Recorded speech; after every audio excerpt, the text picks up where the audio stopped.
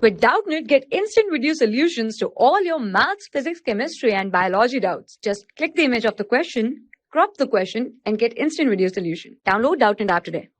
Hello everyone, our question is colostrum is. So what colostrum is? It is the first stage of the breast milk. It is the first stage and it is yellow in color and thick in consistency, and it also contains the antibodies like the IgM, IgA, which protects the newborn baby, and the contents of the colostrum are like the proteins and the fats also.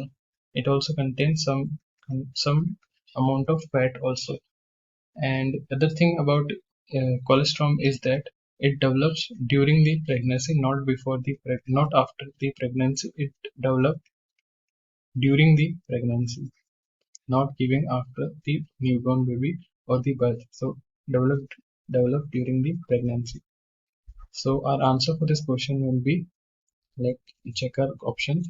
First option is remains of placenta ejected after childbirth. So this option is incorrect because colostrum is developed during the pregnancy and it is a first stage of milk. It is not a remains of placenta.